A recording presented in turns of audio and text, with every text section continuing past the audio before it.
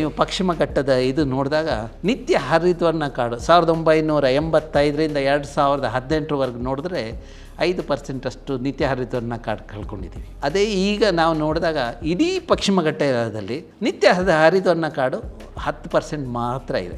ನಮ್ಮ ಸರ್ಕಾರ ನಾವು ಸರಿಯಾದ ಪ್ರತಿನಿಧಿಗಳನ್ನು ಇದು ಮಾಡಿಲ್ಲ.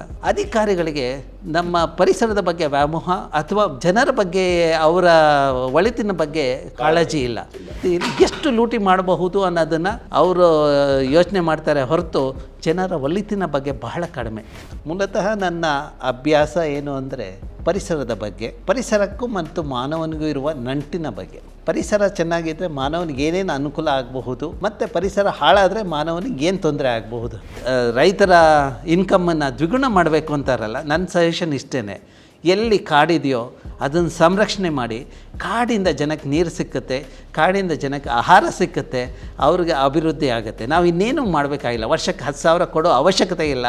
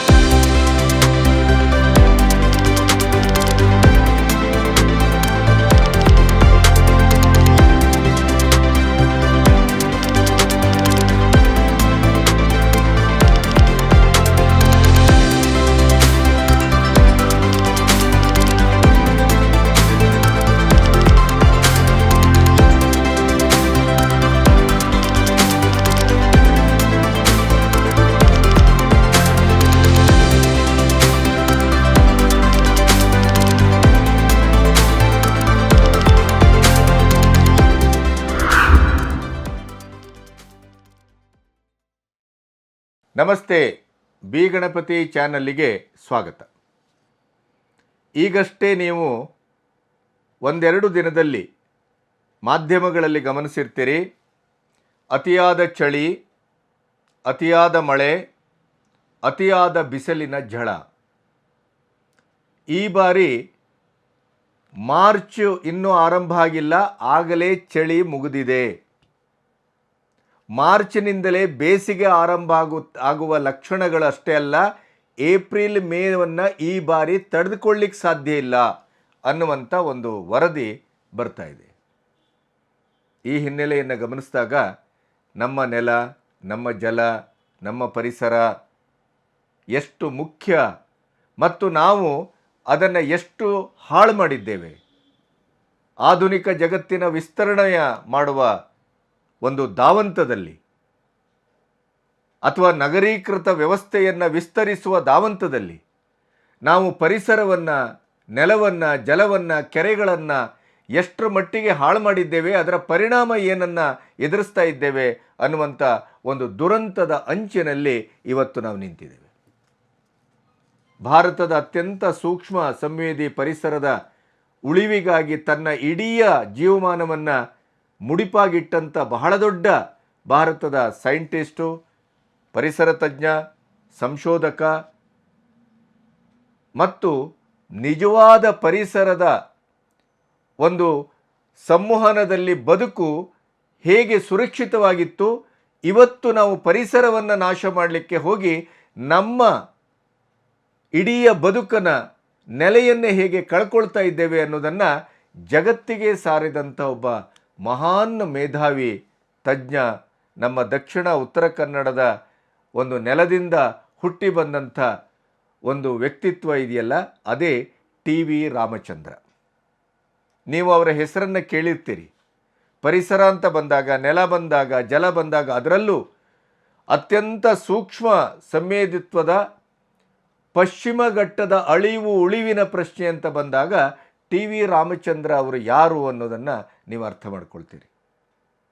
ಜೀವದ ಹಂಗು ತೊರೆದು ಈ ವ್ಯವಸ್ಥೆಯ ವಿರುದ್ಧ, ರಾಜಕಾರಣಿಗಳ ವಿರುದ್ಧ, ರಾಜಕೀಯದ ವಿರುದ್ಧ ನಿರಂತರವಾಗಿ ಅವರು ಹೋರಾಟ ಮಾಡ್ತಾ ಬಂದಿದ್ದಾರೆ.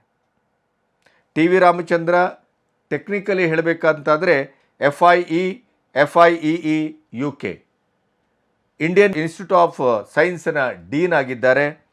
Coordinator of energy, wetland research group, convener of environmental information system. ಹೀಗೆ ಅವರ ಬಗ್ಗೆ ಈ ಇಕಲಾಜಿಕಲ್ ಇಂಬ್ಯಾಲೆನ್ಸಿನ, ಪರಿಸರದ ಅಸಮತೋಲನದ ಹಿನ್ನೆಲೆಯಲ್ಲಿ ನಾವು ಏನನ್ನು ಕಳ್ಕೊಳ್ತಾ ಇದ್ದೇವೆ, ಎಂಥ ದುರಂತವನ್ನು ಎದುರಿಸ್ತಾ ಇದ್ದೇವೆ. ಅವರು ಒಂದೇ ಮಾತಿನಲ್ಲಿ ಹೇಳ್ತಾರೆ, ಬೆಂಗಳೂರು ಆಲ್ರೆಡಿ ಡೆಡ್ ಸಿಟಿ, ಸತ್ತ ನಗರ. ಬೆಂಗಳೂರಿನಲ್ಲಿರುವಂಥ ಕೆರೆಗಳ ಸಂಖ್ಯೆ ಎಷ್ಟು, ಇವತ್ತಿನ ಕೆರೆಗಳ ಸಂಖ್ಯೆ ಎಷ್ಟು, ಬೆಂಗಳೂರಿನಲ್ಲಿ ಎಷ್ಟು ಮರಗಳಿದ್ದುವು, ಇವತ್ತು ಎಷ್ಟಿದೆ. ನಮ್ಮ ಇವತ್ತಿನ ಜನಸಾಂದ್ರತೆಗೆ ಬದುಕಲಿಕ್ಕೆ ನಾವು ಒಂದು ಸಹಜವಾದದ್ದು ಬೇಡ, ಸಾಮಾನ್ಯವಾದಂಥ ಅತಿ ಸಾಮಾನ್ಯ ಬದುಕನ್ನು ಬದುಕಲಿಕ್ಕೂ ನಮಗೆ ಎಂಥ ಪರಿಸರ ಬೇಕಿತ್ತೋ ಅದರ ಯಾವ ಪರಿಸರವೂ ಬೆಂಗಳೂರಲ್ಲಿ ಉಳಿದಿಲ್ಲ. ಬೆಂಗಳೂರೊಂದು ವಿಷಕಾರಕ ಸಿಟಿಯಾಗಿದೆ. ಅದರ ಜೊತೆಗೆ ನಾವು ನಮ್ಮ ನದಿಗಳನ್ನು ಕಳ್ಕೊಂಡ್ರೆ, ನಮ್ಮ ವೆಸ್ಟರ್ನ್ ಘಾಟ್ಸ್ ಪಶ್ಚಿಮ ಘಟ್ಟಗಳನ್ನು ಕಳ್ಕೊಂಡ್ರೆ ನಾವು ಎಂಥ ದುರಂತಕ್ಕೀಡಾಗ್ತೇವೆ ಅನ್ನುವ ಮಾತನ್ನು ಅವರನ್ನು ಕೇಳ್ತಾ ಹೋದರೆ ಎದೆಯೆಲ್ಲ ನಡುಗ್ತದೆ. ನಾವು ಕೊನೆಗೂ ನಮ್ಮ ಮಕ್ಕಳಿಗೆ, ಮುಂದಿನ ತಲೆಮಾರಿಗೆ ಏನನ್ನು ಕೊಟ್ಟು ಹೋಗ್ತಾ ಇದ್ದೇವೆ? ಒಂದು ದುರಂತಕಾರಿಯಾದಂಥ ಪರಿಸರದ ಮಧ್ಯೆ, ಪರಿಸ್ಥಿತಿಯ ಮಧ್ಯೆ ನಾವು ನಿಂತಿದ್ದೇವೆ. ಅದಕ್ಕೆ ನಾವೇ ಕಾರಣ.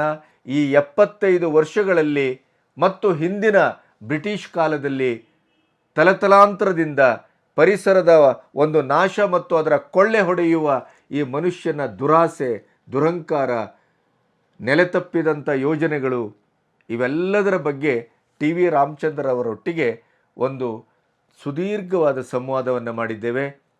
ನಾವು ನಮ್ಮ ನೆಲವನ್ನು, ಜಲವನ್ನು, ಪರಿಸರವನ್ನು ಕನಿಷ್ಠ ಮಟ್ಟದಲ್ಲಿ ನಮ್ಮ ವ್ಯಕ್ತಿಗತವಾಗಿ ಆದರೂ ನಾವು ಅದನ್ನು ರಕ್ಷಿಸುವುದಕ್ಕೆ ಒಂದು ಟೊಂಕ ಕಟ್ಟದೇ ಇದ್ದರೆ, ಪ್ರತಿಜ್ಞೆ ಮಾಡದೇ ಇದ್ದರೆ, ಅದೊಂದು ಪವಿತ್ರವಾದಂಥ ಒಂದು ನೆಲೆ, ಅದನ್ನು ನಾವು ಉಳಿಸದೇ ಇದ್ದರೆ ಈ ಬದುಕಿಗೆ ಅರ್ಥ ಇಲ್ಲ ಅನ್ನೋದನ್ನು ಬಹಳ ಕಟುವಾದ ಶಬ್ದಗಳಲ್ಲಿ ಟಿ ವಿ ರಾಮಚಂದ್ರ ಅವರು ಹೇಳಿದ್ದಾರೆ.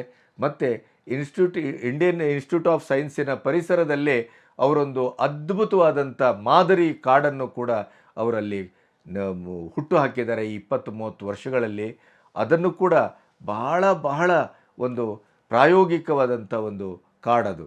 ಇವೆಲ್ಲವನ್ನು ಸಮಗ್ರವಾಗಿ ಮಾತಾಡಿದ್ದೇವೆ. ಸ್ವಲ್ಪ ತಾಂತ್ರಿಕವಾಗಿ ಟೆಕ್ನಿಕಲ್ ಆಗಿರುತ್ತೆ ಅವರ ಮಾತು, ಅದನ್ನು ದಯವಿಟ್ಟು ಅರ್ಥ ಮಾಡ್ಕೊಳ್ಳಿ. ಅವರ ಸಂದರ್ಶನವನ್ನು ನೀವು ಯಾಕೆ ಕೇಳಬೇಕು ಅಂತಾದರೆ, ನೀವು ನಾಳೆ ಉಸಿರಾಡಬೇಕು ಅಂತಾದರೆ, ನೀವೊಂದು 4 ಕಾಲ ಸುಖವಾಗಿ ಬದುಕಬೇಕು ಅಂತಾದರೆ, ನಿಮ್ಮ ತಲೆಮಾರು ನಾಳೆ ಒಂದಿಷ್ಟು ಕಾಲ ಸುಖವಾಗಿ ಆರೋಗ್ಯಪೂರ್ಣವಾಗಿ ಬದುಕಬೇಕು ಅಂತಾದರೆ, ಆ ಬದುಕಿಗೆ ನಾವು ಮಾಡಬೇಕಾದಂಥ ಕೆಲಸ ಏನು, ನಾವು ವಹಿಸಬೇಕಾದಂಥ ಎಚ್ಚರಿಕೆ ಏನು, ನಾವು ಎಂಥ ವಿಷಕಾರಕ ದುರಂತದ ಪರಿಸ್ಥಿತಿಯಲ್ಲಿ ನಿಂತಿದ್ದೇವೆ ಅನ್ನುವಂಥ ವಾಸ್ತವವನ್ನು, ಅದರ ಇಡೀಯದಾದ ಕರಾಳತೆಯನ್ನು ಇಂಚಿಂಚು ಅವರು ತೆರೆದಿಡ್ತಾ ಪರಿಸರದ ಉಳಿವಿಗೆ ಟಿ ವಿ ರಾಮಚಂದ್ರ ಮತ್ತು ಅವರ ತಂಡ ಎಂಥ ಒಂದು ಅನನ್ಯವಾದಂಥ ಕಾರ್ಯಾಚರಣೆ ಮಾಡ್ತಾ ಇದೆ, ಸಾಧನೆ ಮಾಡ್ತಾ ಇದೆ. ಆ ಕಾರಣಕ್ಕಾಗಿ ಇಡೀ ಪರಿಸರ ನಾಶದ ಒಂದು ಮಾಫಿಯಾ ಇದೆಯಲ್ಲ, ಆ ಮಾಫಿಯಾಕ್ಕೆ ಎದುರಾಗಿ ಅವರು ಹೇಗೆ ಎದೆಕೊಟ್ಟು ಮುನ್ನಡೆತಾ ಇದ್ದಾರೆ. ಇಂಥ ಪುಣ್ಯವಂತರು ನಮಗೆ ಬೇಕು ಮತ್ತು ಅವರನ್ನು ಉಳಿಸ್ಕೋಬೇಕು. ಅವರ ಮಾತನ್ನು ಕೇಳುವ ಮೂಲಕ ನಮ್ಮ ಚಿಕ್ಕ ಪರಿಸರದಲ್ಲಿ ಪರಿಸರವನ್ನು ಉಳಿಸುವ ಮೂಲಕ ನಾವು ಹೇಗೆ ಬದುಕನ್ನು ಉಳಿಸ್ಕೋಬೋದು ಅನ್ನುವಂಥ ಒಂದು ಸತ್ಯವನ್ನು ಎಷ್ಟು ಚೆನ್ನಾಗಿ ಅವರು ಹೇಳಿದ್ದಾರೆ ಅಂತಂದರೆ, ದಯವಿಟ್ಟು ಈ ಸಂದರ್ಶನ ಮಿಸ್ ಮಾಡಬೇಡಿ, ನೋಡಿ, ನಿಮ್ಮ ಬದುಕನ್ನು ರಕ್ಷಿಸ್ಕೊಳ್ಳಿ. ಸರ್ ನಮಸ್ತೆ. ನಮಸ್ತೆ. ಬಹಳ ಕಾಲದಿಂದ ನಿಮ್ಮನ್ನು ಭೇಟಿ ಮಾಡಬೇಕು ಅಂತ ಕಾಯ್ತಾ ಇದ್ದೆ ನಾನು. ಇವತ್ತು ನಾವು ಪರಿಸರ ಅನ್ನುವ ಒಂದು ಚಿಂತನೆಯಲ್ಲಿ ಒಂದಿಷ್ಟು ಸಂಶೋಧನೆಗಳು ಇತ್ಯಾದಿಗಳು ನಿಮ್ಮಂಥ ಮೇಧಾವಿಗಳಿಂದ ಆಗ್ತಾ ಇದೆ. ಆದರೆ ಗ್ರಾಸ್ ರೂಟ್ ಲೆವೆಲಲ್ಲಿ ಅದರ ಒಂದು ಅಪ್ಲಿಕೇಬಲ್ ಆಗಿ ನೋಡುವಾಗ ಅದರ ಪರಿಣಾಮ ಏನಾಗ್ತಾ ಇದೆ, ಅದನ್ನು ಎಷ್ಟು ಅನುಸರಿಸ್ತಾ ಇದ್ದೇವೆ, ಆ ವಿಷಯದಲ್ಲಿ ನಾವು ತುಂಬ ಫೇಲಿಯರ್ ಆಗ್ತಾ ಇದ್ದೇವೆ. ಮಹಾನಗರಗಳನ್ನು ಕಟ್ತೇವೆ, ಆದರೆ ಆ ನಗರಗಳಿಗೆ ಬೇಕಾಗುವ ಇನ್ಫ್ರಾಸ್ಟ್ರಕ್ಚರ್ಗೆ ನಾವು ಕಾಡನ್ನು ಹಾಳು ಮಾಡ್ತೇವೆ, ಹಳ್ಳಿಯನ್ನು ಹಾಳು ಮಾಡ್ತೇವೆ, ಪರಿಸರವನ್ನು ಹಾಳು ಮಾಡ್ತೇವೆ. ಇವತ್ತು ನಮಗೆ ಮೂಲಭೂತವಾಗಿ ನೀರಿನ ಬರ ಕಾಣಿಸ್ಕೊಳ್ತಾ ಇದೆ, ಹಸಿರಿನ ಬರ ಕಾಣಿಸ್ಕೊಳ್ತಾ ಇದೆ. ಇವತ್ತು ರೈತರು ಅವರ ಬೆಳೆಗಳನ್ನು ಕೂಡ ಫರ್ಟಿಲೈಸರನ್ನು ಬಳಸಿ ಮುಂದುವರೆದ್ರೂ ಕೂಡ ಅದಕ್ಕೆ ಸರಿಯಾದ ಇಳುವರಿ ಕಾಣಿಸ್ತಾ ಇಲ್ಲ. ಒಟ್ಟು ನೀವು ಇವತ್ತು ಇಷ್ಟು ಒಂದು ನಿಮ್ಮ ಸುದೀರ್ಘವಾದಂಥ ಒಂದು ಪರಿಸರ ಮತ್ತು ಅದರ ಪರಿಣಾಮ, ಅದರ ಮೂಲ ಧಾತು ಇವೆಲ್ಲವನ್ನು ಇಟ್ಕೊಂಡು ಸಂಶೋಧನೆ ಮಾಡಿದ ಸತ್ಯದ ಬೆಳಕನ್ನು ನಿಮ್ಮ ಮೂಲಕ ಜನರಿಗೆ ಮುಟ್ಟಿಸುವ ಕೆಲಸವನ್ನು ಇವತ್ತು ಮಾಡೋಣ ಅಂತ ಬಂದಿದ್ದೇನೆ. ನಾವು ಏನು ಮಾಡಬೇಕು, ಏನಾಗ್ತಾ ಇದೆ, ಏನಾಗಬಹುದು, ಹೀಗೆ ಮುಂದುವರೆದರೆ ನಾವು ಇತ್ತೀಚಿನ ಒಂದು 5-6 ವರ್ಷದ ಹಿಂದೆ ಕಾಣುತ್ತೆ ಕೇಪ್ ಟೌನ್ ಅಂತ ಸಿಟಿ ಬರಡಾದನ್ನು ನೋಡಿದ್ದೇವೆ. ಸೊ ಆ ಸ್ಥಿತಿ ನಮಗೂ ಬರಬಹುದೇ ಏನು? ಈ ದಿಕ್ಕಿನಲ್ಲಿ ಪಶ್ಚಿಮ ಘಟ್ಟದ ಮೇಲೇ ಮತ್ತು ಅದರ ಇಡೀದಾದ ಮಾಡೆಲ್ ಇಟ್ಕೊಂಡು ಬೆಂಗಳೂರಿನವರೆಗೆ ಹಳ್ಳಿಯಿಂದ ಹಿಡಿದು ಅದರ ಅಂತರ್ಜಲದಿಂದ ಹಿಡಿದು ಕೃಷಿಯಿಂದ ಹಿಡಿದು ನಮ್ಮ ಪರಿಸರದ ಇಡೀ ಪ್ರಭಾವ ಏನಾಗ್ತಾ ಇದೆ ಅನ್ನೋದರಿಂದ ಹಿಡಿದು ಎಲ್ಲವನ್ನು ನೀವು ಆದ್ಯಂತವಾಗಿ ಸ್ಟಡಿ ಮಾಡ್ಕೊಂಡು ಬಂದಿದ್ದೀರಿ. ಅದರ ಬಹಳಷ್ಟು ಪ್ರಾಜೆಕ್ಟನ್ನು ಗೌರ್ಮೆಂಟಿಗೆ ಕೊಟ್ಟಿದ್ದೀರಿ. ಅದರ ಪರಿಣಾಮವನ್ನು ನಾವು ನೋಡಿದ್ದೇವೆ. ಬೆಂಗಳೂರಿನ ಕೆರೆ ಶುದ್ಧೀಕರಣ ಇರ್ಬೋದು ಅಥವಾ ಇನ್ನೊಂದು ಮಗದೊಂದು ಬಹಳಷ್ಟು ಆಗಿದೆ. ಅದನ್ನು ಸಾಧಾರಣವಾಗಿ ವಿವರಣಾತ್ಮಕವಾಗಿ ಇವತ್ತು ನೀವು ನಮ್ಮ ಎದುರು ಇಟ್ಟರೆ ಕನಿಷ್ಠ ಪಕ್ಷ ನಾವಂತೂ ಹಾಳಾಗಿದ್ದೇವೆ, ಆದರೆ ನಮ್ಮ ಮುಂದಿನ ಜನ್ರೇಷನ್ ಆದರೂ ಪರಿಸರದ ಬಗ್ಗೆ ಒಂದು ಕಾಳಜಿ, ಮರ ಕಡಿಯಬಾರದು ಅನ್ನೋದು ಹಳ್ಳಿಯ ಒಂದು ಗಾದೆ ಮಾತಾಗಿ ನಮ್ಮ ಜೀವನದ ಸತ್ಯವಾಗಿ ನಮಗೆ ಅನುರಣಿತಗೊಂಡಿದೆ. ತುಳಸಿಗೌಡರಂಥ ಅಥವಾ ಸಾಲುಮರಗದ ತಿಮ್ಮಕ್ಕನಂಥ ಬಹಳಷ್ಟು ಜನರು ನಾವು ಇವತ್ತು ನೋಡ್ತಾ ಇದ್ದೇವೆ. ನಮ್ಮ ಇತಿಮಿತಿಯೊಳಗಡೆ ನಾವು ಜಲ ಪೂರ್ಣ ಹೇಗೆ ಮಾಡಬೇಕು, ಏನು ಕತೆ, ಒಂದು ಮನೆ ಕಟ್ಟುವಾಗ ಏನು ಮಾಡ್ಬೋದು, ಅಥವಾ ನಮ್ಮ ಸುತ್ತಮುತ್ತ ಇರುವ ಸಣ್ಣ ಜಾಗವನ್ನೇ ನಾವು ಅದನ್ನು ಪರಿಸರಕ್ಕೆ ಪೂರಕವಾಗಿ ಬೆಳೆಸ್ಕೊಂಡ್ರೆ ನಮ್ಮ ಒಂದು ದಿನಚರಿಗೆ ನಮ್ಮ ಜೀವನಕ್ಕೆ ಬೇಕಾದಂಥ ನೀರು ಇತ್ಯಾದಿಗಳನ್ನು ಹೇಗೆ ಬಳಸ್ಕೋಬೋದು, ಇವೆಲ್ಲವನ್ನು ನಿಮ್ಮೊಟ್ಟಿಗೆ ಮಾತಾಡಬೇಕು ಅಂತ ಬಂದಿದ್ದೇನೆ ಸರ್. ಸೊ ಆದ್ದರಿಂದ ನೀವು ನಿಮ್ಮ ಅಧ್ಯಯನ, ನೀವು ಇವತ್ತುವರೆಗೆ ಮಾಡಿದ ಕೆಲಸಗಳು ಮತ್ತು ಅದರ ಪರಿಣಾಮ ಮತ್ತು ಈ ದೂರದರ್ಶಿತ್ವ ಇಲ್ಲದೇ ಇದ್ದರೆ ನಾವು ಮುಂದಿನ ದಿನಗಳಲ್ಲಿ ಎಂಥ ಒಂದು ಬರಡು ಜಗತ್ತನ್ನು ಈ ಮುಂದಿನ ತಲೆಮಾರಿಗೆ ಬಿಟ್ಟು ಹೋಗ್ತೇವೆ. ವಯನಾಡು ಇರ್ಬೋದು ಅಥವಾ ನಮ್ಮ ಕೊಡಗಿನಂಥ ಭೂಕುಸಿತ ಅಥವಾ ಅನಾಹುತಗಳ ಬಗ್ಗೆ ನೀವು ಅದಕ್ಕಿಂತ 3-4 ವರ್ಷ ಮೊದಲನೇ ಪೇಪರ್ ಮಂಡಿಸಿದ್ರಿ ಮತ್ತು ಅದರ ಒಂದು ನಿರೀಕ್ಷೆ ಮಾಡಿದ್ರಿ. ಸೊ ಈ ಥರದ ಒಂದು ತಜ್ಞತೆ ನಿಮಗಿದೆ. ಹಾಗಾಗಿ ರಾಮಚಂದ್ರಾಯರೇ, ನೀವು ನಿಮ್ಮ ಅನುಭವದ ಜೊತೆಗೆ ಬಹಳ ವಿವರಣಾತ್ಮಕವಾಗಿ ನೀವು ಮಾಡಿದ ಕೆಲಸಗಳನ್ನು ಹೇಳ್ತಾ ಈ ಸಮಾಜಕ್ಕೊಂದು ಎಚ್ಚರಿಕೆ ಸಂದೇಶವನ್ನು ನೀವು ಕೊಡ್ತೀರಿ ಅಂತ ನಾನು ಭಾವಿಸಿದ್ದೇನೆ. ಹೇಳಿ ಸರ್. ಓಕೆ, ನಮಸ್ಕಾರ. ಭಾರತೀಯ ವಿಜ್ಞಾನ ಸಂಸ್ಥೆ ಬೆಂಗಳೂರಿಗೆ ಬರೋದಕ್ಕೆ ಮೂಲ ಕಾರಣ ಏನು ಅಂದರೆ, ನಮ್ಮ ಮಹಾರಾಜರು ನಮಗೆ 400 ಎಕರೆ ಅಷ್ಟು ಲ್ಯಾಂಡ್ ಕೊಟ್ಟಾಗ ಒಂದು ಕಂಡೀಷನ್ ಏನಿತ್ತು ಅಂದರೆ, ಭಾರತೀಯ ವಿಜ್ಞಾನ ಮಂದಿರದಲ್ಲಿ ಆಗುವ ರಿಸರ್ಚ್ ಸೈನ್ಸು ಸೊಸೈಟಿಗೆ ರೆಲೆವೆಂಟ್ ಆಗಿರಬೇಕು ಅಂತ. ಈಗ ಕಳೆದ 3 ದಶಕದಲ್ಲಿ ನಾನು ಮಾಡಿದ ಅಭ್ಯಾಸ, ಆ ಅಭ್ಯಾಸದಿಂದ ಜನಕ್ಕೆ ಆಗಿರುವ ಅನುಕೂಲಗಳನ್ನು ನೋಡಿದಾಗ ನಾವು ಇದು ಕರ್ತವ್ಯದಲ್ಲಿ ನಾವು ಸಕ್ಸೀಡ್ ಆಗಿದ್ದೀವಿ ಅಂತ ನನ್ನ ಅನಿಸಿಕೆ. ಮೂಲತಃ ನನ್ನ ಅಭ್ಯಾಸ ಏನು ಅಂದರೆ, ಪರಿಸರದ ಬಗ್ಗೆ, ಪರಿಸರಕ್ಕೂ ಮತ್ತು ಮಾನವನಿಗೂ ಇರುವ ನಂಟಿನ ಬಗ್ಗೆ. ಪರಿಸರ ಚೆನ್ನಾಗಿದ್ದರೆ ಮಾನವನಿಗೆ ಏನೇನು ಅನುಕೂಲ ಆಗಬಹುದು ಮತ್ತು ಪರಿಸರ ಹಾಳಾದರೆ ಮಾನವನಿಗೆ ಏನು ತೊಂದರೆ ಆಗಬಹುದು ಅಂತ. ಈಗ ಪಶ್ಚಿಮ ಘಟ್ಟ ನಾವು ತಗೊಂಡಾಗ, ಪಶ್ಚಿಮ ಘಟ್ಟ ರಮ್ಯವಾದ ಪರ್ವತ ಶ್ರೇಣಿ, 1600 ಕಿಲೋಮೀಟ್ರಷ್ಟು ಅದು ವಿಸ್ತೀರ್ಣ. ಅದು ನಮ್ಮ ಭೌಗೋಳಿಕವಾಗಿ ನಾವು ನೋಡಿದಾಗ ಇಡೀ ಭಾರತ ದೇಶದಲ್ಲಿ ಪಶ್ಚಿಮ ಘಟ್ಟದ ಪ್ರದೇಶ 5% ಅಷ್ಟೇ. ಈಗ 5% ಜಾಗದಲ್ಲಿರುವ ಪರ್ವತ ಶ್ರೇಣಿ, ಅದರಲ್ಲಿರುವ ವೃಕ್ಷಗಳು ಆ ವೃಕ್ಷಗಳು ಮಳೆ ಬರುವಾಗ ಮಾಡುವ ಕಾರ್ಯಗಳಿರಬಹುದು. ಮಾನ್ಸೂನ್ ಟೈಮಲ್ಲಿ ಮೋಡಗಳನ್ನು ತಡೆ ಹಿಡಿದು ನಮಗೆ ಕೆರೆ ಜರಿಗಳಲ್ಲಿ ನೀರನ್ನು ಕೊಡೋದು ನೋಡಿದಾಗ ನಮ್ಮ ಭಾರತದ ದಕ್ಷಿಣ ಭಾರತಕ್ಕೆ ಬೇಕಾಗಿರೋ ನೀರು ನಮ್ಮ ಪಶ್ಚಿಮ ಘಟ್ಟದಿಂದ ದೊರಕ್ತಾ ಇದೆ. ನಾವು ಅದಕ್ಕಾಗಿ ಪಶ್ಚಿಮ ಘಟ್ಟ ನೋಡಿದಾಗ we always say not just water security, it provide the food security, ನೀರಿನಿಂದ ಆಹಾರ. ಹಾಗಾಗಿ ಪಶ್ಚಿಮ ಘಟ್ಟನ ನಾವು ಸಂರಕ್ಷಿಸಬೇಕಾಗಿರೋದು ಪ್ರತಿಯೊಬ್ಬ ಭಾರತೀಯನ ಕರ್ತವ್ಯ. ಪಶ್ಚಿಮ ಘಟ್ಟದಲ್ಲಿ ನೂರಾರು ನದಿಗಳಿದೆ.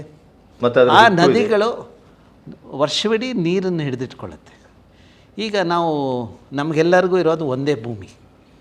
ಈಗ ನಮ್ಮ ಭೂಮಿಯಲ್ಲಿರುವ ಜೀವ ವೈವಿಧ್ಯತೆ ನಾವು ನೋಡಿದಾಗ ನಮ್ಮ ಸ್ಕ್ರಿಪ್ಚರ್ಸ್ ಋಗ್ವೇದದಲ್ಲಿ ನೋಡಿದಾಗ ಉಲ್ಲೇಖ ಆಗುತ್ತೆ 8ರಿಂದ 12 ಮಿಲಿಯನ್ ಅಷ್ಟು ಪ್ರಭೇದಗಳಿದೆ ಅಂತ.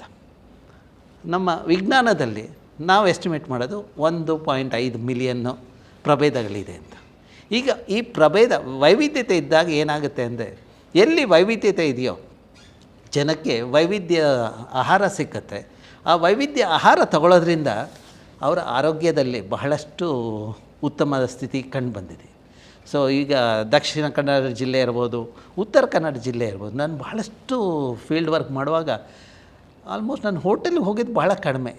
ಅಲ್ಲಿರೋ ಮನೆಯವ್ರು ನನ್ನನ್ನು ಕರ್ಕೊಂಡೋಗಿ ನಮಗೆ ಊಟ ಕೊಟ್ಟಾಗ ಪ್ರತಿಯೊಂದು ಮನೇಲಿ ಕೊಡೋವಂಥ ಆಹಾರ ಇವತ್ತು ಈ ವಯಸ್ಸಿನಲ್ಲೂ ನಾನು ಆರೋಗ್ಯವಾಗಿದ್ದೀನಿ ಅಂದರೆ ಅದೇ ಕಾರಣ. ಪಶ್ಚಿಮ ಘಟ್ಟ ಜಿಲ್ಲೆಯಾದ ಶಿವಮೊಗ್ಗ ಇರಬಹುದು, ಉತ್ತರ ಕನ್ನಡ ಇರ್ಬೋದು, ದಕ್ಷಿಣ ಕನ್ನಡ ಇರಬಹುದು, ಉಡುಪಿ ಇರಬಹುದು, ಆ ಜನತೆ ನನಗೆ ಕೊಟ್ಟ ಆಹಾರ, ಅದ್ರ ಜೊತೆಗೆ ಅವ್ರು ಕೊಟ್ಟ ಒಂದು ಅಫೆಕ್ಷನಿಂದ ನನ್ನ ಆರೋಗ್ಯದಲ್ಲಿದೆ. ಹಾಗಾಗಿ ನಮ್ಮಲ್ಲಿ ಪರಿಸರ ಚೆನ್ನಾಗಿದ್ದರೆ ಆರೋಗ್ಯ ಇರುತ್ತೆ ಅನ್ನೋದಕ್ಕೆ ಇದು ಒಳ್ಳೆಯ ನಿದರ್ಶನ. ಈಗ ಪರ್ವತ ಶ್ರೇಣಿಯ 1600 ಕಿಲೋಮೀಟ್ರು, ಅಲ್ಲಿ ನಿತ್ಯ ಹರಿದ್ವರ್ಣ ಕಾಡುಗಳಿದೆ, ಎಲೆ ಉದುರೋ ಕಾಡುಗಳಿದೆ, ಮತ್ತು ಸ್ಕ್ರಬ್ ಜಂಗಲ್ ಇದೆ. ಹಿಂದೆ ನಮ್ಮ ದೇಶದಲ್ಲಿ ಶಿಫ್ಟಿಂಗ್ ಕಲ್ಟಿವೇಷನ್ ಅಂತ ಆಗ್ತಾಯಿತ್ತು. ಭಾಳಷ್ಟು ಪರಿಸರಕ್ಕೆ ಏಟ ಬಿದ್ದಿದೆ. ಅಂದರೆ ಏನು ಮಾಡೋರು ಅಂದರೆ, ಜನ ಕಾಡನ್ನು ಕಡಿದುಬಿಟ್ಟು ಅಲ್ಲಿ ವ್ಯವಸಾಯ ಮಾಡ್ತಾಯಿದ್ರು. ವ್ಯವಸಾಯದ ಭೂಮಿ ಫಲವತ್ತತೆ ಕಡಿಮೆ ಆದಾಗ ಆ ಪ್ರದೇಶನ ಬಿಟ್ಟು ಇನ್ನೊಂದು ಪ್ರದೇಶಕ್ಕೆ ಹೋಗ್ತಾಯಿದ್ರು. ಹಾಗಾಗಿ ಅದಕ್ಕೆ ಶಿಫ್ಟಿಂಗ್ ಕಲ್ಟಿವೇಷನ್ ಅಂತ ಹೇಳ್ತೀವಿ. ಹಾಗೆ ನಮ್ಮ ಭಾರತ ಸ್ವತಂತ್ರ ಆದ ನಂತರ ಫಸ್ಟ್ ಥಿಂಗ್ ನಾವು ಏನು ಮಾಡಿದ್ದು ಅಂದರೆ, ಅದಕ್ಕೆ ಕಡಿವಾಣ ಹಾಕಿತ್ತು. ಕಡಿವಾಣ ಹಾಕಿದ್ದ 3ರಿಂದ 4 ದಶಕದಲ್ಲಿ ಆ ಪ್ರದೇಶದಲ್ಲಿ ನಿತ್ಯ ಹರಿದ್ವರ್ಣ ಕಾಡುಗಳು ಮತ್ತು ಎಲೆ ಉದುರೋ ಕಾಡುಗಳು ವಾಪಸ್ ಬಂದಿದ್ದನ್ನು ನಮ್ಮ ಅಭ್ಯಾಸದಿಂದ ನಾವು ತಿಳಿದ್ವಿ. ಹೌದು. ಸೊ ಇವಾಗ ಕಾಡಿದ್ದಾಗ ಏನಾಗುತ್ತೆ ಅನ್ನೋದಕ್ಕೆ ಇದು ಕಾಡನ್ನ ಹೇಗೆ ಪುನಶ್ಚೇತನ ಮಾಡೋದಕ್ಕೆ ಇದು ಒಳ್ಳೆಯ ಇದು. ಎರಡನೇದು, ನಮಗೆ ಕಾಡಿನ ಬಗ್ಗೆ ಒಂದು ಚಿತ್ರಣ ಇದೆ. ಇದು ಉಪಗ್ರಹದಿಂದ ಸಿಕ್ಕೋ ಪಿಕ್ಚರ್ನ ತಗೊಂಡು, ಉಪಗ್ರಹನ ನಾವು 1970 ದಶಕದಲ್ಲಿ ಲಾಂಚ್ ಮಾಡಿದ್ವಿ. 73ರಿಂದ ಪ್ರತಿ 21 ಅಥವಾ 30 ದಿವಸಕ್ಕೆ ಭೂಮಿಯ ಚಿತ್ರಣ ನಮಗೆ ಸಿಕ್ಕತ್ತೆ. ಆ ಪಿಕ್ಚರ್ನ ತಗೊಂಡು ಭೂಮಿಲಿ ಏನೇನು ಚೇಂಜಸ್ ಆಗ್ತಾಯಿದೆ ಅನ್ನೋದನ್ನು ನಾವು ಅಭ್ಯಾಸ ಮಾಡಿದ್ವಿ. ಈಗ ಕಳೆದ 5 ದಶಕದಲ್ಲಿ ನೀವು ಪಶ್ಚಿಮ ಘಟ್ಟದ ಇದು ನೋಡಿದಾಗ ನಿತ್ಯ ಹರಿದ್ವರ್ಣ ಕಾಡು 1985ರಿಂದ 2018ವರೆಗೆ ನೋಡಿದ್ರೆ 5% ಅಷ್ಟು ನಿತ್ಯ ಹರಿದ್ವರ್ಣ ಕಾಡು ಕಳ್ಕೊಂಡಿದ್ದೀವಿ. ಅದೇ ಈಗ ನಾವು ನೋಡಿದಾಗ ಇಡೀ ಪಶ್ಚಿಮ ಘಟ್ಟದಲ್ಲಿ ನಿತ್ಯ ಹರಿದ್ವರ್ಣ ಕಾಡು 10% ಮಾತ್ರ ಇದೆ. ಮತ್ತು ಕಾಡಿನ ಇದು ವ್ಯಾಪ್ತಿ ಎಷ್ಟಿದೆ ಅಂದರೆ 18% ಇದೆ. ನಮ್ಮ ಭಾರತ ಸರ್ಕಾರದ ಕಾನೂನಿನ ಪ್ರಕಾರ ಪ್ರತಿಯೊಂದು ಪ್ರದೇಶದಲ್ಲಿ 33% ಕಾಡು ಇರಬೇಕು ಅನ್ನೋದು ಒಂದು ನಿಯಮ. ಅದನ್ನು ನಾವು ಉಳಿಸ್ಕೊಂಡಿಲ್ಲ ಅನ್ನೋದು ಇದರಿಂದ ತಿಳಿದು ಬರುತ್ತೆ. 50% ಉಳಿಸ್ಕೊಂಡಿಲ್ಲ. 50% ಉಳಿಸ್ಕೊಂಡಿಲ್ಲ. ಇದರಿಂದ ಏನೇನು ಅನಾಹುತ ಆಗುತ್ತೆ ಅನ್ನೋದನ್ನು ನಾವು ಅಭ್ಯಾಸ ಮಾಡಿದ್ವಿ. ಅಂದರೆ 5 ದಶಕದ ನಮ್ಮ ಡೇಟಾ ತೊಗೊಂಡು ನಾವು ಮಾಡಿದ್ವಿ 2031ಕ್ಕೆ ಏನಾಗಬಹುದು ಅಂತ. ಅದು ನೋಡಿದ್ರೆ ಇನ್ನೂ ಒಂದು 5% ಕಾಡು ನಾವು ಕಳ್ಕೊಳ್ತೀವಿ. ಈ ಕಾಡು ಕಳ್ಕೊಳ್ಳೋದ್ರಿಂದ ಏನೇನು ಅನಾಹುತ ಆಗುತ್ತೆ ಅನ್ನೋದನ್ನು ನೋಡಿದಾಗ ಜಾಗೃತಿಕ ತಾಪಮಾನ ಮತ್ತು ಹವಾಮಾನದಲ್ಲಿ ವೈಪರೀತ್ಯ ಆಗುತ್ತೆ. ಈಗ ಕೆಲವೊಂದು ಪ್ರದೇಶದಲ್ಲಿ ಟೆಂಪ್ರೇಚರ್ ಜಾಸ್ತಿ ಆಗುತ್ತೆ. ಫಾರ್ ಎಕ್ಸಾಂಪಲ್ ಕೇರಳದಲ್ಲಿ 1.5 ಡಿಗ್ರಿ ಅಷ್ಟು ಟೆಂಪ್ರೇಚರ್ ಜಾಸ್ತಿ ಆಗುತ್ತೆ. ಈಗ ಯಾವ ಪ್ರದೇಶದಲ್ಲಿ ಉಷ್ಣಾಂಶ ಜಾಸ್ತಿ ಆಗುತ್ತೋ ಅಲ್ಲಿ ವೆಕ್ಟರ್ಬೋರ್ನ್ ಡಿಸೀಸಸ್ ಜಾಸ್ತಿ ಆಗುತ್ತೆ. ಅಂದರೆ ಚಿಕನ್ ಗುನಿಯಾ ಇರಬಹುದು, ಡೆಂಗು ಇರ್ಬೋದು, ಕೋವಿಡ್ ಇರ್ಬೋದು, ಅಂತಹ ಇದು ವೆಕ್ಟರ್ಬೋರ್ನ್ ಇದು ಜಾಸ್ತಿ ಆಗುತ್ತೆ. ಎರಡನೇದು ಮಳೆಯ ಪ್ರಮಾಣ. ಈಗ ಕೇರಳದಲ್ಲಿ ಭಾಳಷ್ಟು ಜಾಸ್ತಿ ಮಳೆ ಇದೆ, 4000ದಿಂದ 5000 ಮಿಲಿಮೀಟ್ರು, ಅಲ್ಲಿ ಕಡಿಮೆ ಮಳೆ ಬರುತ್ತೆ. ಎಲ್ಲಿ ಆ್ಯರಿಡ್ ರೀಜನ್ ಇದೆಯೋ ಅಲ್ಲಿ ಜಾಸ್ತಿ ಮಳೆ ಬರುತ್ತೆ. ಹಾಗಾಗಿ ನಮ್ಮಲ್ಲಿ ಕ್ಯಾಶ್ ಕ್ರಾಪ್ ಮೇಲೆ ಹೊಡೆತ ಬೀಳುತ್ತೆ. ಮೂರನೇದು ಮಳೆಯ ಪ್ರಮಾಣ. ಈಗ ಮಳೆ 6ರಿಂದ 8 ತಿಂಗಳು ಕೇರಳದಲ್ಲಿದೆ, ನಮ್ಮ ಕರ್ನಾಟಕದಲ್ಲಿ 4 ತಿಂಗಳಿದೆ. ಅದು ಪ್ರತಿ ವಾರ ಹರಡಿ ಹೋದಾಗ ನಮಗೆ ನೀರು ಶೇಖರಣೆ ಆಗುತ್ತೆ ಭೂಮಿಯಲ್ಲಿ. ಬಟ್ ಇವಾಗ ಏನಾಗ್ತಾ ಇದೆ ಅಂದರೆ ಅದೇ ಪ್ರಮಾಣದ ಮಳೆ 3-4 ದಿವಸದಲ್ಲಿ ಅಥವಾ 1 ವಾರದಲ್ಲಿ ಬರ್ತಾ ಇದೆ. ಇದಕ್ಕೆ ಹೈ ಇಂಟೆನ್ಸಿಟಿ ರೈನ್ಫಾಲ್ ಅಂತೀವಿ. ಹೈ ಇಂಟೆನ್ಸಿಟಿ ರೈನ್ಫಾಲ್ ಬಂದಾಗ ಏನಾಗುತ್ತೆ ಅಂದರೆ ಭೂಮಿ ಬರಡಾದಾಗ ಭೂಮಿಲಿ ನೀರು ಹಿಡಿದಿಟ್ಕೊಳ್ಳೋ ಸಾಮರ್ಥ್ಯ ಇರೋಲ್ಲ, ನೀರು ಹರಿದು ಹೋಗುತ್ತೆ, ಸಮುದ್ರಕ್ಕೆ ಹರಿದು ಹೋಗುತ್ತೆ. ಹಾಗಾಗಿ ನೀರು ಶೇಖರಣೆ ಆಗೋಲ್ಲ, ನಮ್ಮ ಅಂತರ್ಜಲ ವೃದ್ಧಿ ಆಗೋಲ್ಲ. ಎರಡನೇದು, ಅಲ್ಲಿ ಆ ಪ್ರವಾಹ ಸ್ಥಿತಿ ಇದ್ದಾಗ ಅಲ್ಲಿ ಭೂಕುಸಿತ, ಮಣ್ಣು ಕುಸಿತ ಆಗುತ್ತೆ. ಇದನ್ನು 2018ರಲ್ಲಿ ನಾನು ಲೇಖನ ಬರೆದಾಗ, ನಾನು ಮತ್ತು ಭರತ್ ಅವರು ಲೇಖನ ಬರೆದಾಗ ಇದನ್ನು ನಾವು ಉಲ್ಲೇಖ ಮಾಡಿದ್ವಿ. ನಾವು ಹೇಳಿದ್ವಿ ಕರ್ನಾಟಕದಲ್ಲಿ ಕೊಡಗು ಅಂತ ಜಿಲ್ಲೆಯಲ್ಲಿ ಬಹಳಷ್ಟು ಹೊಡೆತ ಬೀಳುತ್ತೆ, ಕೇರಳದಲ್ಲಾಗುತ್ತೆ, ವಯನಾಡಿನಲ್ಲಾಗುತ್ತೆ ಅಂತ ನಾವು ಅದನ್ನು ಆಗಲೇ ಪ್ರೆಡಿಕ್ಟ್ ಮಾಡಿದ್ವಿ. ಯಾವುದೇ ಎಚ್ಚರಿಕೆಯನ್ನು ವಹಿಸಿಲ್ಲ, ಯಾವುದು ಎಚ್ಚರಿಕೆ. ಯಾಕಂದರೆ ನಮ್ಮ ಸರ್ಕಾರ ನಾವು ಸರಿಯಾದ ಪ್ರತಿನಿಧಿಗಳನ್ನು ಇದು ಮಾಡಿಲ್ಲ. ಅಧಿಕಾರಿಗಳಿಗೆ ನಮ್ಮ ಪರಿಸರದ ಬಗ್ಗೆ ವ್ಯಾಮೋಹ ಅಥವಾ ಜನರ ಬಗ್ಗೆ ಅವರ ಒಳಿತಿನ ಬಗ್ಗೆ ಕಾಳಜಿ ಇಲ್ಲ. ನಮ್ಮದು ಒಂದು ರೀತಿಯ ಬಂಡವಾಳಶಾಹಿ ಸ್ಥಿತಿಲಿದ್ದೀವಿ. ಹಿಂದೆ ಕಲೋನಿಯಲ್ ರೂಲರ್ಸ್ ಬರುವಾಗ ಅವರು ನಮ್ಮ ದೇಶದ ಬಗ್ಗೆ ಪ್ರೇಮ ಇರಲಿಲ್ಲ, ಹಾಗಾಗಿ ಲೂಟಿ ಮಾಡಿಕೊಂಡು ನಮ್ಮಲ್ಲಿದ್ದ ಟಿಂಬರ್ನ ಲೂಟಿ ಮಾಡಿಕೊಂಡು ಅಲ್ಲೋಗಿ ರೈಲ್ ಕೋಚಸ್ ಎಲ್ಲ ಮಾಡಿಕೊಂಡ್ರು ಅವ್ರ ದೇಶದಲ್ಲಿ. ಅದೇ ಸಿಗ್ನೇಚರು ಈಗ ಇರುವ ಅಧಿಕಾರಿಗಳಲ್ಲೂ ಇದೆ. ಆ ಅಧಿಕಾರಾವಧಿಯಲ್ಲಿ ಎಷ್ಟು ಲೂಟಿ ಮಾಡಬಹುದು ಅನ್ನೋದನ್ನು ಅವರು ಯೋಚನೆ ಮಾಡ್ತಾರೆ ಹೊರತು ಜನರ ಒಳಿತಿನ ಬಗ್ಗೆ ಬಹಳ ಕಡಿಮೆ. ಒಂದು 10 ಮಂದಿ ತಗೊಂಡಾಗ ಒಬ್ಬರು ಅಥವಾ ಇಬ್ಬರು ಸಿಗ್ತಾರೆ, ಅಟ್ಲೀಸ್ಟ್ ಅಷ್ಟು ಜನರು ಸಿಗ್ತಾರಲ್ಲ ಅಂಥೇಳಿ ಬಹಳ ಖುಷಿ ಆಗುತ್ತೆ. ಮತ್ತು ಈಗ ಅಲ್ಲಿರುವ ವೃಕ್ಷಗಳು ಮತ್ತು ಪರಿಸರದಿಂದ ಮನುಷ್ಯಗೇನು ಅನುಕೂಲ ಆಗುತ್ತೆ ಅನ್ನೋದನ್ನು ನಾನು ಹೇಳ್ತೇನೆ. ಮೊದಲನೇದು ನೀರಿನ ಲಭ್ಯತೆ. ನೀರು ನಾವು ಅದಕ್ಕೇನು ಮಾಡಿದ್ವಿ ಅಂದರೆ ಕೆಲವೊಂದು ಜಲನಯನ ಪ್ರದೇಶ ತಗೊಂಡ್ವಿ. ಯಾವ ಜಲನಯನ ಪ್ರದೇಶದಲ್ಲಿ ಸ್ಥಳೀಯ ಪ್ರಭೇದ ಕಾಡುಗಳಿದೆಯೋ 60%ಗಿಂತ ಜಾಸ್ತಿ ಇದೆಯೋ ಆ ರೀತಿಯ 3-4, ಮತ್ತು ನಡುತೋಪಾಗಿರೋವಂಥ ಜಲನಯನ 60%ಗಿಂತ ಜಾಸ್ತಿ ಇರೋದು, ಮತ್ತು ಎಲ್ಲಿ ಬೋಳಾಗಿದೆಯೋ ಅದು ಒಂದು 32 ಜಲನಯನ ಪ್ರದೇಶನ ತಗೊಂಡು ಅಲ್ಲಿ ಸೆನ್ಸರ್ಸನ್ನು ಅಳವಡಿಸಿದ್ವಿ. ಆ ಸೆನ್ಸರ್ನ ಅಳವಡಿಸಿದ್ರಿಂದ ಮಳೆ ಬಂದಾಗ ಎಷ್ಟು ನೀರು ಹಿಂಗುತ್ತೆ ಅಂತ. ಯಾವ ಜಲನಯನ ಪ್ರದೇಶದಲ್ಲಿ ಸ್ಥಳೀಯ ಪ್ರಭೇದ ಕಾಡುಗಳಿದೆಯೋ ಆ ಸ್ಥಳೀಯ ಪ್ರಭೇದ ಕಾಡುಗಳ ವಿಭಿನ್ನವಾದ ವೃಕ್ಷಗಳಿದೆಯೋ ಅಲ್ಲಿ ಸೂಕ್ಷ್ಮಾಣುಗಳು ಮಣ್ಣುಗಳಲ್ಲಿ ವಿಭಿನ್ನತೆ ಕಂಡುಬಂತು ಮತ್ತು ಜಾಸ್ತಿ ಇತ್ತು. ಆ ವಿಭಿನ್ನತೆ ಮತ್ತು ಜಾಸ್ತಿ ಇದ್ದಿದ್ದರಿಂದ ಆ ಮಣ್ಣಲ್ಲಿ ಮೈಕ್ರೋಬಿಯಲ್ ಆ್ಯಕ್ಟಿವಿಟಿ ಬಹಳ ಆಗೋದ್ರಿಂದ that soil has become porous or permeable. ಯಾವಾಗ ಸಾಯಿಲ್ ಪೋರಸ್ ಅಥವಾ ಪರ್ಮಿಯಬಲ್ ಆಗುತ್ತೋ ನೀರು ಹಿಂಗುವ ಸಾಮರ್ಥ್ಯ ಆಗುತ್ತೆ. ನೀರು ಹಿಂಗಿ ನಮ್ಮ ಗ್ರೌಂಡ್ ವಾಟರ್ ಝೋನಲ್ಲಿ ಶೇಖರಣೆ ಆಗುತ್ತೆ, ನಂತರ ವ್ಯಾಡೋ ಝೋನಲ್ಲಿ ಶೇಖರಣೆ ಆಗುತ್ತೆ. ಮತ್ತು ಅದೆರಡು ಶೇಖರಣೆ ಆದ ಮೇಲೆ ನಿಮ್ಮ ಝರಿಗಳಲ್ಲಿ ಕೆರೆಗಳಲ್ಲಿ ನೀರು ಹರಿಯೋದನ್ನು ನೀವು ನೋಡ್ತೀರ. ಅದೇ ಮಳೆ ನಿಂತರ ಮೇಲೆ, ನಮ್ಮ ಕರ್ನಾಟಕದಲ್ಲಿ 4 ತಿಂಗಳು ಮಳೆ ಇದೆ. ಮಳೆ ನಿಂತರ ಮೇಲೆ ಅಲ್ಲಿ ಶೇಖರಣೆ ಆಗಿರೋ ನೀರು ಇನ್ನು 8 ತಿಂಗಳು ನಮಗೆ ಸಿಕ್ಕುತ್ತೆ. ಹಾಗಾಗಿ ಎಲ್ಲಿ ಸ್ಥಳೀಯ ಪ್ರಭೇದ ಕಾಡುಗಳಿದೆಯೋ ಅಲ್ಲಿ 60-70% ಅಷ್ಟು ಮಳೆಯ ನೀರು ಶೇಖರಣೆ ಆಗೋದ್ರಿಂದ 12 ತಿಂಗಳಿನ ನೀರಿನ ಲಭ್ಯತೆ ಅಲ್ಲಿ ಝರಿಗೆಗಳಲ್ಲಿ, ಕೆರೆಗಳಲ್ಲಿ, ನದಿಗಳಲ್ಲಿ ಕಂಡು ಬಂದಿದೆ. ಎಲ್ಲಿ ನಡುತೋಪಾಗಿದೆಯೋ ಅಲ್ಲಿ 6-8 ತಿಂಗಳು ಮಾತ್ರ ನೀರಿದೆ. ಅಂದರೆ ದೇಶ ಅಭಿವೃದ್ಧಿ ಆಗಬೇಕು ಅಂಥೇಳಿ ನಾವು ಕಾಡನ್ನು ನಾಶ ಮಾಡಿ ಇದು ನಡುತೋಪುಗಳನ್ನು ಮಾಡ್ತೇವೆ, ರಬ್ಬರ್ ಪ್ಲಾಂಟೇಶನ್ ಇದೆಲ್ಲ. ಅದನ್ನು ಮಾಡೋದ್ರಿಂದ ಒಬ್ಬ ವ್ಯಕ್ತಿಗೆ ಅನುಕೂಲ ಆಗಬಹುದೇ ಹೊರತು ಸುತ್ತಮುತ್ತ ಇರೋ ರೈತರಿಗೆ 6-8 ತಿಂಗಳು ನೀರು ಲಭ್ಯತೆ ಇರುತ್ತೆ ಮಾತ್ರ. ಅಂದರೆ 4-6 ತಿಂಗಳು ನೀರು ಅವ್ರು ಕಳ್ಕೊಳ್ತಾರೆ. ಎಲ್ಲಿ ಕಾಡು ಬೋಳಾಗಿದೆಯೋ ಅಲ್ಲಿ 4 ತಿಂಗಳು ಮಾತ್ರ ಮಳೆಗಾಲದಲ್ಲಿ ಮಾತ್ರ ನೀರಿರೋದು ಕಂಡುಬಂದಿದೆ. ಮತ್ತು ನಾವು ಜನರ ಮೇಲೆ ಇದರದ ಯಾವ ರೀತಿ ಇದಾಗಬಹುದು ಅಂದರೆ ಪರಿಣಾಮ ಏನಾಗಬಹುದು ಅನ್ನೋದು ಅಭ್ಯಾಸ ಮಾಡಿದ್ವಿ. ಯಾವ ಪ್ರದೇಶದಲ್ಲಿ 12 ತಿಂಗಳು ನೀರು ಲಭ್ಯತೆ ಇದೆಯೋ ಅಲ್ಲಿಯ ರೈತರು 2-3 ಕ್ರಾಪ್ ಒಂದು ವರ್ಷಕ್ಕೆ ಬೆಳೆಯೋದ್ರಿಂದ, 2-3 ಬೆಳೆಗಳು ಬೆಳೆಯೋದ್ರಿಂದ, ಮತ್ತು ಕ್ಯಾಶ್ ಕ್ರಾಪ್ ಕಬ್ಬು ಇರಬಹುದು, ಅಡಿಕೆ ಬೆಳೆಯೋದ್ರಿಂದ ಅವರ ಆದಾಯ ಒಂದು ವರ್ಷಕ್ಕೆ 1 ಎಕರೆಗೆ 1,54,000 ಇದೆ. ಎಲ್ಲಿ ಕಾಡು ಬೋಳಾಗಿದೆಯೋ, ಎಲ್ಲಿ ನಡುತೋಪಾಗಿದೆಯೋ ಅಲ್ಲಿ ಸುತ್ತಮುತ್ತ ಪ್ರದೇಶದಲ್ಲಿ ನೀರಿನ ಲಭ್ಯತೆ 6 ರಿಂದ 8 ತಿಂಗಳು ಇರೋದ್ರಿಂದ ಅಥವಾ 4 ತಿಂಗಳು ಇರೋದ್ರಿಂದ ಅಲ್ಲಿ ಒಂದು ಬೆಳೆ ಬೆಳೆಯೋದ್ರಿಂದ ಅವರ ಆದಾಯ 32,000 ರೂಪಾಯಿ 1 ಎಕರೆಗೆ 1 ವರ್ಷಕ್ಕಿದೆ. ಮತ್ತು ಇಳುವರಿಯಿಂದ ನೋಡಿದಾಗ ಎಲ್ಲಿ ಸ್ಥಳೀಯ ಪ್ರಭೇದ ಕಾಡುಗಳಿದೆಯೋ ಅಲ್ಲಿ ಪರಾಗಸ್ಪರ್ಶ ಕ್ರಿಮಿಗಳು ಜಾಸ್ತಿ ಇದ್ದಿದ್ದು ಕಂಡು ಬಂದಿದೆ. ದುಂಬಿಗಳಿರ್ಬೋದು, ಚಿಟ್ಟೆಗಳಿರ್ಬೋದು, ಆ ರೀತಿಯ ಇನ್ಸೆಕ್ಟ್ ಭಾಳ ಕಂಡು ಬಂದಿದ್ದರಿಂದ ಅಲ್ಲಿ ಪರಾಗಸ್ಪರ್ಶ ಕ್ರಿಯೆ ಭಾಳ ಚೆನ್ನಾಗಾಗತ್ತೆ.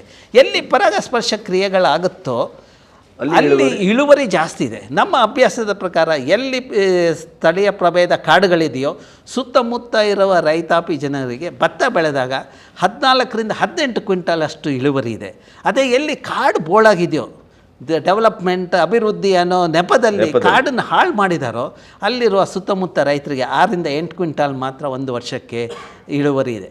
ಇದರಿಂದ ನಮ್ಮ ಭಾರತ ಸರ್ಕಾರದವರು ರೈತರ ಇನ್ಕಮನ್ನು ದ್ವಿಗುಣ ಮಾಡಬೇಕು ಅಂತಾರಲ್ಲ, ನನ್ನ ಸಜೆಷನ್ ಇಷ್ಟೇ, ಎಲ್ಲಿ ಕಾಡಿದೆಯೋ ಅದನ್ನು ಸಂರಕ್ಷಣೆ ಮಾಡಿ, ಕಾಡಿಂದ ಜನಕ್ಕೆ ನೀರು ಸಿಕ್ಕುತ್ತೆ, ಕಾಡಿಂದ ಜನಕ್ಕೆ ಆಹಾರ ಸಿಕ್ಕುತ್ತೆ, ಅವ್ರಿಗೆ ಅಭಿವೃದ್ಧಿ ಆಗುತ್ತೆ. ನಾವು ಇನ್ನೇನು ಮಾಡಬೇಕಾಗಿಲ್ಲ, ವರ್ಷಕ್ಕೆ 10,000 ಕೊಡೋ ಅವಶ್ಯಕತೆ ಇಲ್ಲ. ಅದ್ರ ಬದಲು ಕಾಡಿನ ಸಂರಕ್ಷಣೆ ಮಾಡಿದ್ರೆ, ಆ ಸಂರಕ್ಷಣೆಯಲ್ಲಿ ನಾವು ಹಣನ ವ್ಯಯ ಮಾಡಿದ್ರೆ ಆಗ ನಮಗೆ ಜನಕ್ಕೆ ಬೇಕಾಗಿರೋ ನೀರು ಸಿಕ್ಕತ್ತೆ ಮತ್ತು ಇದಾಗುತ್ತೆ. ಇದಷ್ಟೇ ಅಲ್ಲ, ನಾವು ಇದನ್ನು ಅಭ್ಯಾಸ ಮಾಡುವ ಕೆಲವೊಂದು ಬಹಳಷ್ಟು ವಿಷಯಗಳು ಹೊರಹೊಮ್ಮಿದವು.